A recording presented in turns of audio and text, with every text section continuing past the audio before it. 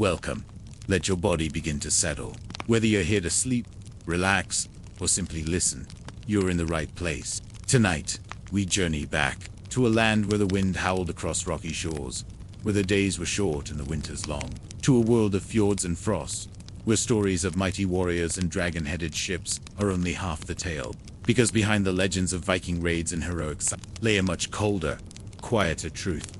A truth of hardship, of waiting, of scraping life from frozen earth, of living not for glory, but for survival. Tonight, we are going to strip away the bloodlust and thunder, and instead listen to the soft, persistent rhythm of daily life in the Viking world. This is why it sucked to be a Viking farmer, and more. 10 chapters, each exploring a different corner of Viking existence. Some harsh, some strange, some quietly beautiful, all of them deeply human.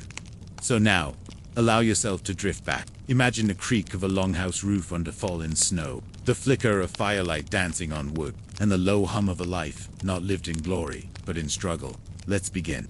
Imagine yourself waking, not to an alarm clock, but to the grey-blue half-light of a northern morning. You lie on a wooden bench, stuffed with straw. It's stiff and a little damp. The room is cold, always cold, except near the hearth. The air is thick with the faint scent of smoke, sour milk, and wool. Outside, the sky is a low ceiling of gray, and the frost clings to the edges of the thatched roof like brittle lace. You are a Viking farmer, but forget the stories of sailing west in search of treasure. Your life is here, on the land, and the land is unforgiving. Each day begins early, sometimes before sunrise, sometimes long before the sun even bothers to appear during the dark months. The chores are constant, repetitive, and vital. You tend the goats, whose milk may sour before the day is out. You muck the stalls, spin cores, wool, patch roofs, and stir pots. The fields are your lifeblood, but they yield little. The growing season is brief, and the soil is stony, more stubborn than generous. Every seed planted is a gamble. Will the frost come too early? Will the rains flood the barley? Will the long, hungry gap between midwinter and the first summer harvest stretch too long? And yet you work. You have to, because not working means not eating. Tools are few and precious. A single iron plowshare may be shared among neighbors. Most fields are worked with wooden spades, pushed through the soil by sheer will and sore backs. There are no tractors, no wheels turning through the soil, just calloused hands and aching muscles. The longhouse is not a place of rest so much as a place of shelter. One room, shared by family and animals alike. At night, the warmth of the livestock is welcome, even if the smell is not. Illness is common. Clean water is not. And though you're surrounded by nature, it is a nature that offers little comfort. The wind bites. The snow falls early. The food runs low. And through it all, you keep working, because there's no one else who will. But it's not all bleak. There are rhythms, patterns, comfort in the sameness, the turning of seasons, the hum of spinning wheels, the low murmur of old stories told again and again by the firelight. You may never see a raid. You may never sail on a ship, but your life, quiet, cold, and ceaseless, is the backbone of Viking society. And though it may suck, it is life, real, raw, and relentless. But not every Viking was bound to the soil. Some fled, some fought, and some were cast out. Let us now travel to a man made of fire and exile, a man who sought freedom on a frozen coast, and left a legacy of ice. Imagine yourself standing on the edge of a jagged shoreline. The sea before you is slate gray. The land is no kinder. Cold hills, dark forests, and thin soil. This is Iceland. In the 10th century, it is a place already settled by those seeking freedom, from lords, from kings, from crowded lands to the east. But even here, some find they cannot escape conflict. Among them, a man with fiery hair and an even fiercer temper. His name is Erik Thorvald, but history would remember him simply as Erik the Red. Born in Norway around the year 950, Erik's early life was already marked by exile. His father, Thorvald, was forced to flee Norway after committing a killing, a common story in Viking lands, a land where disputes could spiral into blood feuds, and blood feuds into exile. They settled in Iceland, then itself a frontier. But Erik would inherit more than red hair from his father.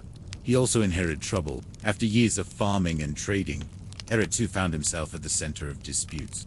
He was accused of murder, possibly more than once. The records are, as always, vague and written with hindsight, but the punishment was clear: banishment for 3 years. And so Erik went west. He had heard stories, whispered among traders, and told by sea captains, of a land even further from the world. A place seen briefly by a sailor blown off course. A land of icy cliffs and silent fjords. It was called Greenland. The name, like much about Erik, was part truth, part cunning. When he returned to Iceland, after 3 years exploring the new land, he called it Greenland, a name meant to entice settlers, a marketing trick. Long before such a word existed, he claimed it was fertile, promising, rich. The reality was harsher. When Erik led settlers to Greenland in 985, they found a land that was, at best, marginal. Thin soil, short summers, seals and fish, but not much else. And yet, a colony was built. Farms were carved out, churches were raised, goats and cattle were brought across seas. Life was never easy, but for a time, it endured, and Erik, the fiery exile, became its leader. He never converted to Christianity, even as others did. He held fast to the old gods, a stubborn man in a cold world. His story is not one of conquest or empire, but of escape, of building a fragile life in a place where almost nothing grows, of founding a home because every other door had been shut. He died, it seems, quietly, possibly from illness, possibly from the weight of a lifetime of exile. He never returned to Iceland, never saw Norway again. His son, Leif Erikson, would sail even further, to a land later called but that is a story for another time. For now, let us pause and imagine the slow, glacial quiet of Greenland, a colony built by outcasts under a sky that never quite cleared, and a man who, in the end, traded fire for ice. But not all Viking stories are passed down through sagas and names. Some are buried deep beneath the soil, waiting quietly for centuries, to be uncovered, piece by piece, by careful hands and quiet minds. Next, we drift to a burial, not of a warrior, but a woman. Imagine a gentle hillside in southern Norway. The year is 1904, and 2 farmers are digging into a mound, one of many that dot the countryside. Soft green grass hides what lies beneath, and the land itself has long gone silent. But when they dig deeper, they strike something. Wood curd, ancient. And so begins the unearthing of what would become one of the most extraordinary Viking finds in history, the Oseberg burial. As archaeologists arrive and the soil is carefully lifted away, a ship emerges, not a shattered wreck, but a marvel of craftsmanship, over 70 feet long, carved with delicate patterns of serpents and tendrils. Its hull once cut through the fjords with power and grace, but this ship did not die at sea. It was laid to rest, on land, a burial mound, and inside it, not the bones of a king, not the weapons of a warrior, but something entirely unexpected. The remains of 2 women. Their identities are lost to time, but their presence spoke volumes. One was elderly, perhaps in her 70s, an advanced age for the time. The other, younger, perhaps a servant or companion. They were surrounded by grave goods, lavish, carefully placed offerings, a carved cart, elaborately decorated, wooden sleighs, tapestries, household tools, farm implements, even buckets and a cook pot.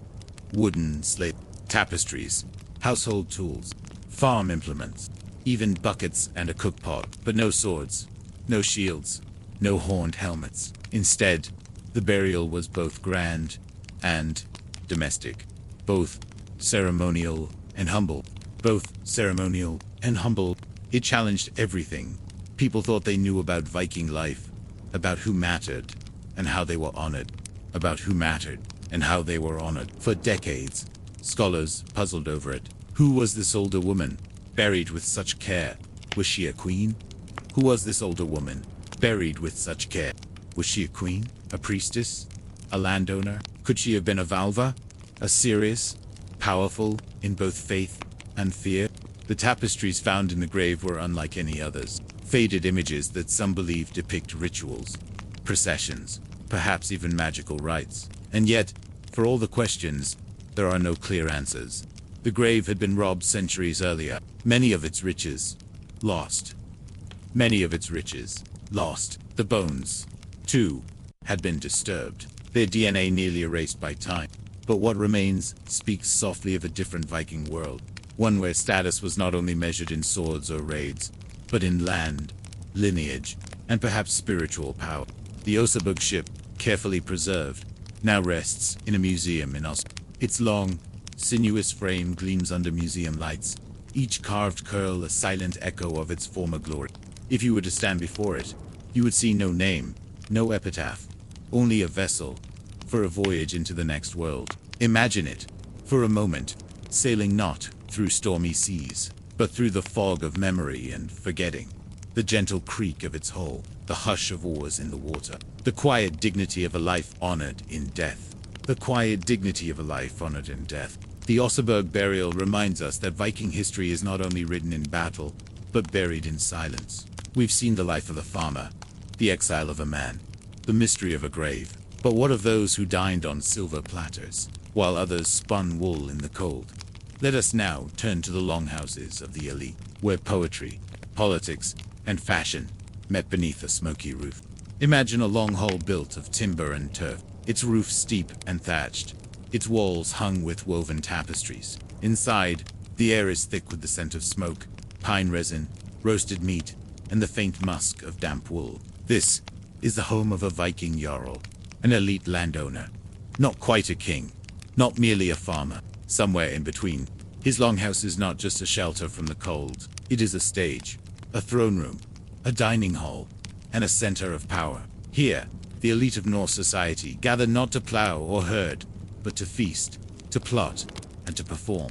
The feast was more than a meal, it was a social ritual. The fire blazed at the center of the room, casting flickering shadows on fur-cloaked figures reclining on wooden benches.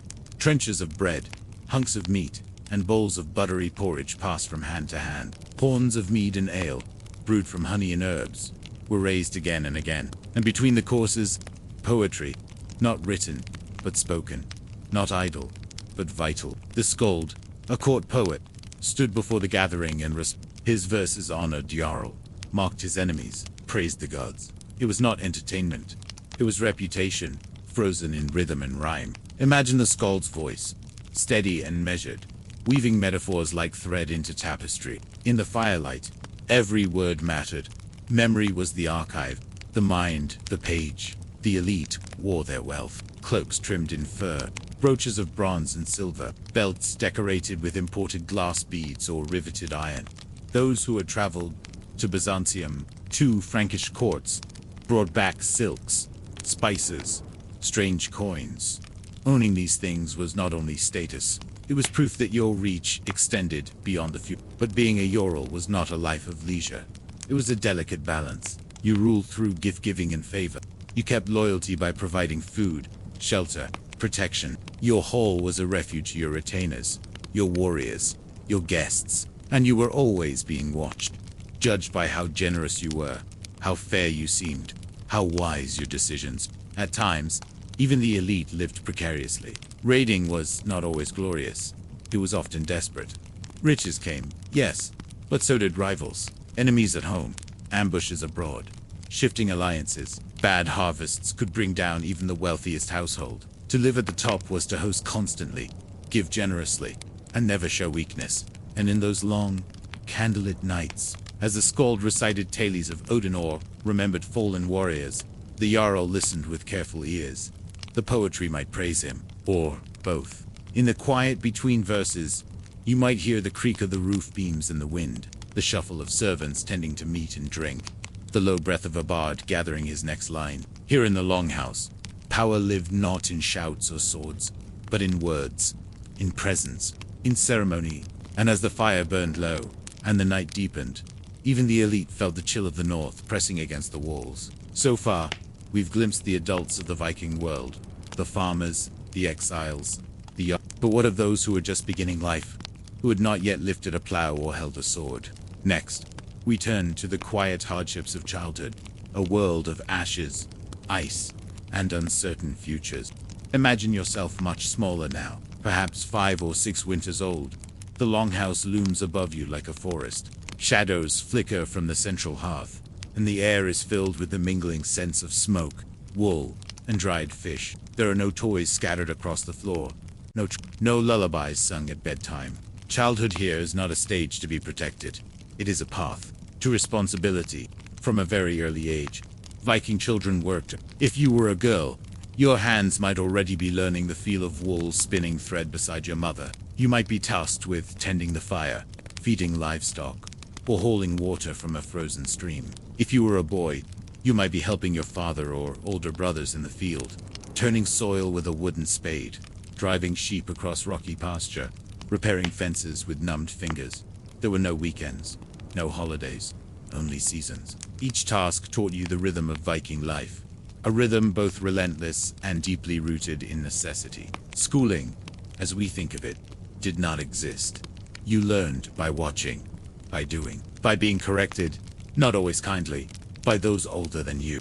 Language and law were passed down orally. You might sit quietly near the fire as elders told stories, some entertaining, others cautionary. You'd hear tales of gods and giants, yes, but also of feuds, of famine, of survival. There were games, too, simple ones, carved wooden animals, pebble tosses, wrestling in the grass before snow came. But play was brief and often cut short by the day's needs. Clothing was sparse, a single tunic, a fur-lined cloak, if your family could afford it. No shoes in summer, boots in winter, only if you were lucky. And illness was ever present. With little knowledge of hygiene, infections spread easily. A simple cut could fester, a cough could become fatal, even teething could be deadly. If it led to fever, many children did not survive their first years. Those who did were expected to contribute, not one day, but immediately. By 12 or 13, you might already be considered an adult. Girls were often married by 15, sometimes younger. Boys might join their fathers on trade voyages, or in the defense of the farm. And yet, in the quietest hours, some moments of peace found their way in, lying on a fur by the hearth, listening to the wind outside, watching the sparks drift upward in the smoke hole above, the comfort of your mother's rough-spun apron, the lull of your father's steady movements outside the door, the pulse of life, even in hardship. Childhood in the Viking world was short, but not without warmth. It was simply woven into the same fabric as everything else. Duty, survival, and the ever-turning wheel of the seasons. But if childhood brought hardship, it was nothing compared to what came each year when the sun grew weak, and the air sharpened like a blade. Next, we'll drift deeper into the coldest truth of Viking life. Not the sword, but the winter. Imagine a late autumn dusk, just before the first snow. The air smells faintly of wood smoke and damp earth. The final harvests have been pulled. What little the rocky soil has offered. Barley, turnips, a few apples, stored in straw-lined bins. Everyone knows what's coming. The winter in Viking lands was not a picturesque snowfall. It was a test, a gauntlet, and it came not suddenly, but with a slow, creeping certainty. In the far north, the sun might vanish entirely for weeks at a time. In other regions, light still came, but only in brief, dim hours. Days collapsed into long nights. Inside the longhouse, the fire became the heart of life, and everything depended on how well you had prepared. Food was not plentiful. It was carefully rationed. Salted fish, dried meats, root vegetables, and sour whey. You ate what you had, not what you wanted. Bread might be made with bark flour when grain ran low. Every scrap mattered, and if the stores ran out too soon, there was no market to visit, no trade route in the snow, just hunger and waiting. Wood was your lifeline, not for furniture, but for fuel. Without enough firewood, the longhouse would turn from a shelter to a trap. Fingers would go numb, breath would hang in the air like fog. Sleep could become final. Children and the elderly were especially vulnerable. A chill could turn into fever. A frostbitten toe might mean infection. And infection often meant the end. The livestock, too, were at risk. Chickens froze. Goats starved.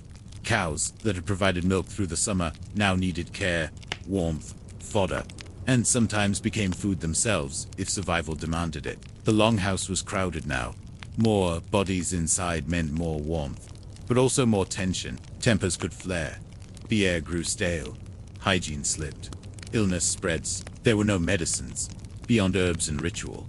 Sickness, once it came, was endured. And so, the greatest threat to Viking life was not war, but weather. The sagas speak of winters so harsh they bit into the bones of the earth, of entire farms abandoned, of people walking out into the snow, quietly, when the food was gone, and not returning. Yet, even in this season of shadow, there were traditions to hold on to. Yule, a midwinter feast, brought moments of light. Candles were lit. Mead was shared, if any remained. Songs were sung softly under the thatched roof, voices wrapped in woolen cloaks. And through it all, time moved slowly. The sun lingered just a little longer each day, until one day, it returned, and the thaw began, and the cycle continued. Surviving winter was not a triumph. It was an expectation. And when it passed, life resumed with a quiet, cautious gratitude.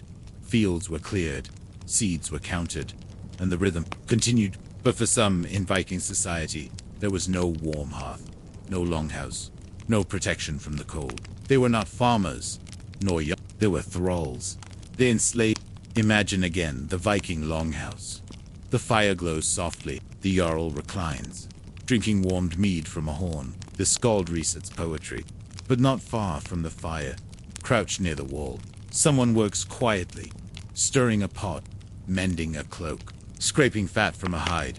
They do not speak unless spoken to. They sleep near the door. They eat last. They are a thrall, a Viking slave. In the romantic vision of Norse life, it's easy to overlook the reality that Viking society, like many others, was deeply hierarchical. And at the very bottom of that hierarchy were the enslaved. Thralls could be born into slavery, or taken, captured in raids from Ireland, the British Isles, the Baltics, or Slavic land. Some were sold by their own people. Others were condemned to it through punishment, debt, crime, or feuding. They were bought and sold, like livestock, but they were more than labor. They were status. To own many thralls was a sign of wealth, of power. A jarl with 10 thralls was far greater than a farmer with 1. Their work was endless. In the fields, sowing, harvesting, tending to animals. In the longhouse, cleaning, weaving, cooking, hauling water, splitting wood.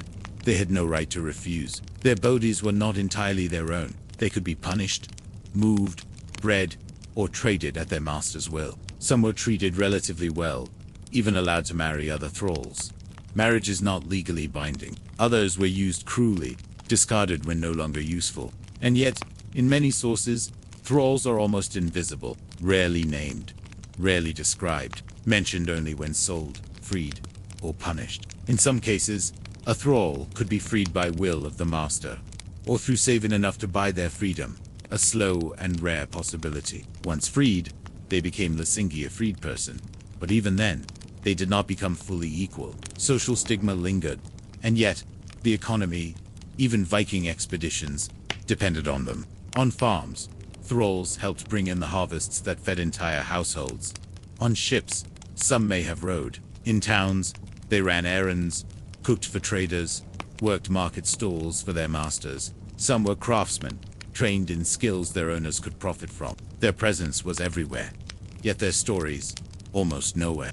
In death, they rarely received a proper burial, often placed in shallow graves, or buried beside their master, even sacrificed to follow them into the afterlife.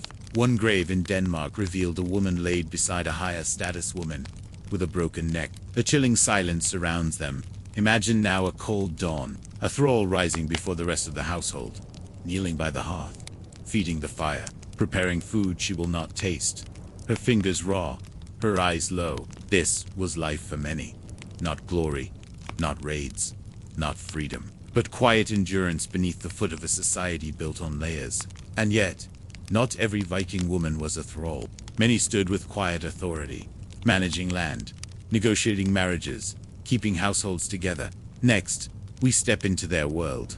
Complex, difficult, sometimes powerful. Imagine, again, the Viking longhouse. Smoky, warm, and humming, with quiet labor. There, in the glow of the central hearth, a woman stirs a pot, not with subservience, but with authority. She may not be a warrior. She does not wield a sword, but within these walls, her role is far from secondary. Viking women, especially those who were free, held more autonomy than many of their medieval counterparts across Europe. They could own land, inherit property, and even divorce their husbands under certain conditions. A woman might run an entire farm while her husband traded or raided abroad. She might manage livestock, supervise thralls, arrange marriages for her children, and oversee household finances. Keys, heavy, iron keys, often hung from the belt of a married woman, not symbolic, but literal. They opened storerooms, lockboxes, grain silos. They represented her control over the heart of the household economy. But this relative agency did not shield her from hardship. Childbirth was perilous. There were no midwives relied on herbs, charms, and skill passed down by memory. A breech birth could mean death. Even a fever afterward might prove fatal. A woman might bear 5, 6, even 10 children, and lose many of them before they could speak. Grave sites tell the tale. Infants buried alongside mothers, tiny bones wrapped in silence. Marriage was a contract, often arranged for political or economic alliances, but women could, under Viking law, seek divorce, citing neglect, abuse, or abandonment. They could take their dowry with them. They could return to their family, and in some cases, remarry. Still, these rights depended on social class. A jarl's daughter had options. A thrall's daughter had none. Some women were traders, accompanying their husbands or managing trade in their absence. A few names survive in runic inscriptions and accounts. One, a woman named Oard the Deep-Minded, sailed across the North Atlantic and helped establish a settlement in Iceland. Her descendants became influential. Others served as vulvas, seeresses, and ritual specialists. Respected, feared, and sometimes ostracized. They practiced a form of magic known as cider, often older, often living apart. They spoke to spirits and read fates through trance and song. To be a woman in Viking society was to live in the tension between expectation and you were praised for fertility, but blamed if crops failed. You were honored in sagas, but rarely named in legal codes. You could command a household, but not a ship.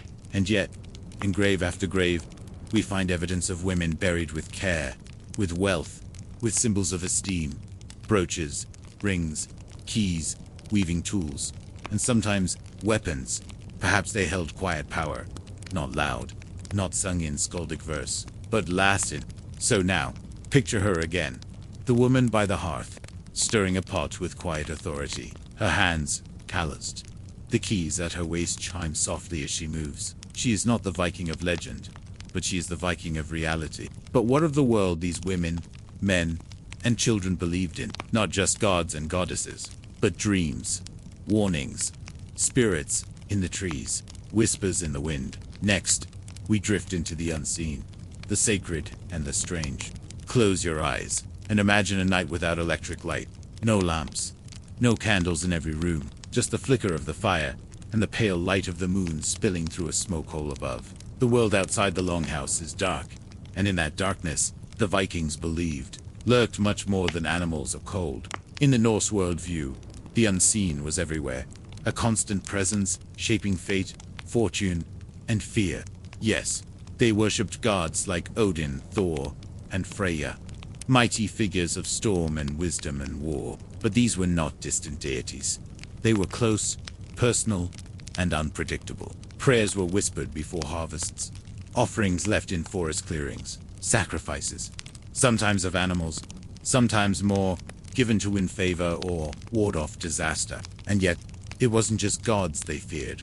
The Viking cosmos was crowded, filled with spirits, omens, and supernatural beings. There were landvater, or land spirits, guardians of hills, streams, and woods. One did not disturb a burial mound lightly. Building on the wrong patch of earth could bring illness or blight. Before ships approached shore, sails were often lowered in respect to these beings. The dead were not gone. They lingered. Graves were visited. Offerings made. The Draugr, or restless dead, were feared.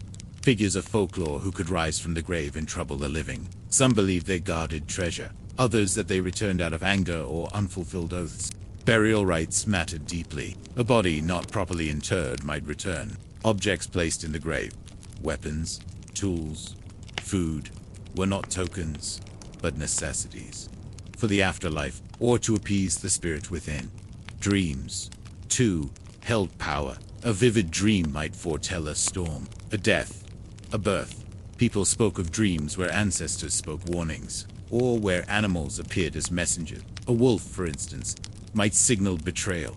A raven, Odin's bird, might mean knowledge or war. And there were those who could interpret these signs. The Cereses mentioned earlier would sometimes be summoned to perform rituals called cider, cloaked in fur, chanting into trance. They sought to read the weave of fate, a fabric even the gods could not always change. Fate, or word, was not something you could escape. It was woven by the Norns, mythic weavers who spun the lives of gods and men. Even Odin himself, the highest of gods, could not outrun his fate. And so, the Viking soul lived not just in the physical world, but in a world of signs. The creak of a beam in the wind might be more than weather. A bird tapping at the roof could mean something is coming. And when someone died, there were rituals to follow. A quietness in the house. Tools turned inward. Mirrors, when present, covered. The boundary between worlds was thin, and best not disturbed. This was not superstition, but structure. A way to interpret a life that was uncertain, perilous, and brief. By modern standards, their beliefs might seem filled with shadows, but to them, it was a tapestry, one that offered meaning, memory, and a thread of connection to everything beyond themselves. So now, imagine that you are falling asleep in the long. The fire has burned low. Outside, the snow falls in silence. You dream of a ship sailing through the mist. You do not steer it. You only watch, and in that dream, something ancient watches back. And now, we come to the final turning of the age, a time when old gods fade and new ones arrive with stone and parchment. Not with fire and sword, but with taxes, priests, and kings. Picture now a Viking village, not in its prime, but in its twilight. The longhouse still stands, though its roof sags slightly. Children still run among the goats, but something is different. Alongside the carved wooden statues of Odin or Thor, there is now a stone cross, a quiet presence, yet immovable. This is how it began, not with conquest, but with conversion. By the late 900s and into the 1000s, the Norse world was changing. Slowly, reluctantly, kings of Norway, Denmark, and Sweden began to embrace Christianity, not always out of belief, but for political advantage. A Christian king could deal with Christian rulers. Trade mores claimed divine authority not just by sword, but by the will of a single, universal god. Olaf Tryggvason and Olaf Haraldsson, later Saint Olaf, ruled Norway with both cross and axe. They destroyed pagan shrines, built churches, and threatened exile, all worse for those who clung to the old ways. But for ordinary people, the change was quieter. It came in the form of church bells, Latin prayers, and priests who knew how to read. And with those priests came records, scrolls, tax registers, and laws. The written word began to replace oral memory. Custom gave way to decree. In place of chieftains and jarls came centralized kingship. Lands were counted. Taxes were levied. Raiding, once the lifeblood of the Norse economy, became illegal. A king didn't want his subjects plundering other Christian lands. Raids became crimes. Freemen became subjects. The once loose networks of kin and clan were reorganized into parishes, and the sacred groves were abandoned or cut down. Sacred wells were rededicated to saints. The sagas, written down in Christian times, preserved the old stories, but softened them. Blood feuds were frowned upon. Sacrifices left out. The gods became poetic symbols, not living powers. Even the burial rites changed. The ship burials ceased. Graves were aligned to the east, marked by crosses. The dead were no longer equipped for the next world. They were laid to rest and entrusted to a heavenly afterlife. Over time, the rhythms of Viking life, the seasonal raids, the clan gatherings, the ancestral rites, were replaced by feast days, church festivals, and the steady pulse of tides and taxes. The gods were no longer in the sky. They were in manuscripts, held by monks. The sagas became stories. The sword gave way to the scroll. And just like that, the Viking Age slipped into memory. Not with a bang, but with silence. So now, as we close this journey through frozen fields and smoky halls, as the winds of the fjords die down and the flickering torches go out, we are left not with warriors, but with people. Farmers, craftsmen, women with keys at their belts, children at chores, thralls at work, elders whispering dreams by the fire. The Viking world was never just longships and battle cries. It was hunger, cold, family, fear, faith, and change. And now, far removed in time and comfort, we lie warm in our beds, with roofs that do not leak, and winters that do not kill, with food in the cupboard, and no need to keep a sword by the door. History humbles us. It softens our myths, and in that gentle unraveling, it helps us sleep. Thank you for joining this long and quiet journey.